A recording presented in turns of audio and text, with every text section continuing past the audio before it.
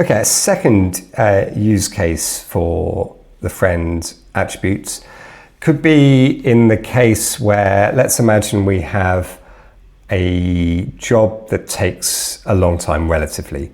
So we've got this text message sender, we pass it a message, and the actual implementation is something that is slow, or maybe there is the need to do retries.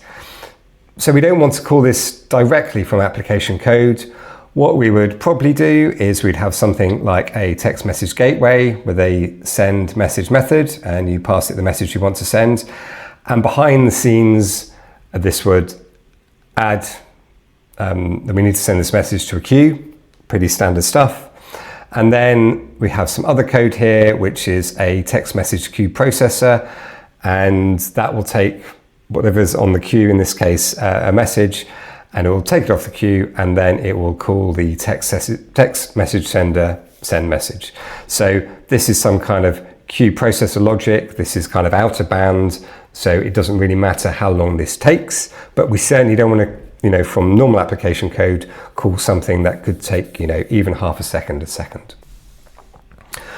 So if we, this queue processor code, we're just injecting in our text message sender, and then we're assuming in this case the invoke method is called every time there's something on the queue ready for this particular queue processor to process, and all it does is it just sends that message off to the text message sender to send things.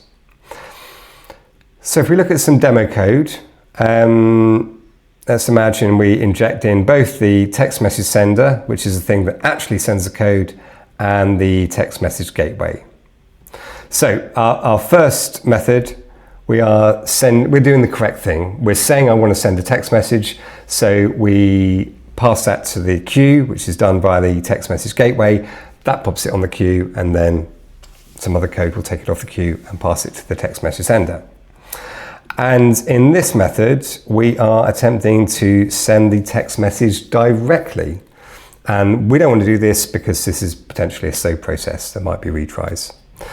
So what we need to do is we need to inform a developer that they've made a mistake. I mean, if we pop back over to our PHP Stan and run it, it says there are no issues. So let's come back here.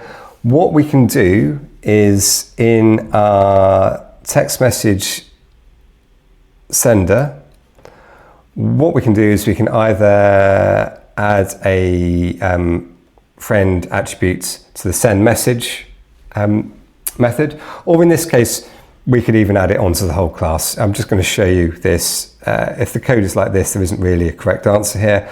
So we're going to send it to friend, and it's only the text message queue processor which is allowed to call text message sender.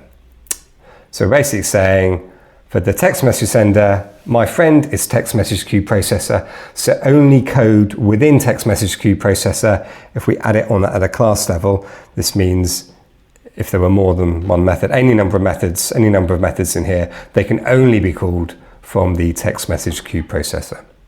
So let's go back to our PHP Stan and see what it makes of that.